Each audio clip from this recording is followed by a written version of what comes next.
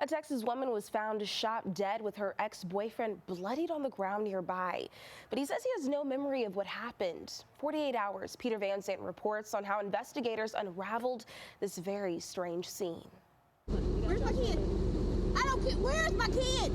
On October 31st, 2020, in the tiny town of Hemp Hill, Texas, Darcy Bass was captured on police body cam pleading for answers about her 19-year-old daughter, Livye Lewis, who had been shot in her car on the side of this road.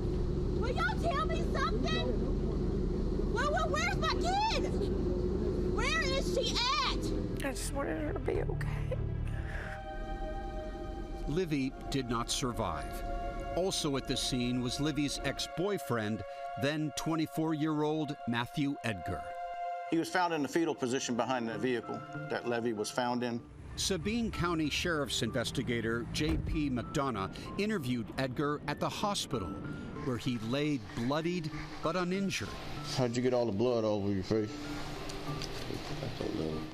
Edgar claimed to have no memory of what had landed him in the hospital. You don't know how you ended up on the ground behind the car? With the dead girl in it. What are you thinking?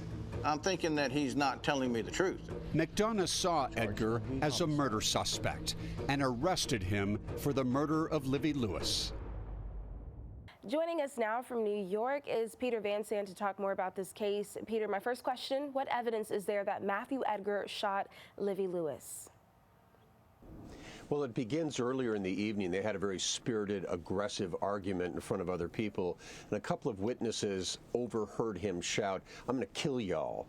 And then at the scene itself, it's a bizarre situation. Here is a sedan.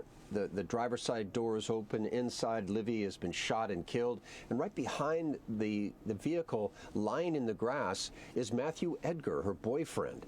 And his face is covered in blood. And next to him is his rifle. And so they're looking at that and saying, well, we apparently have the perpetrator. Here is this must be the murder weapon.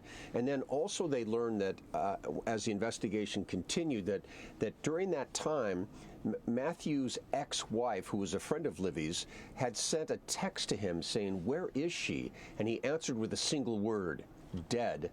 And investigators say at the time he sent that only the killer would have known at that point that she was dead because it hadn't been publicized yet.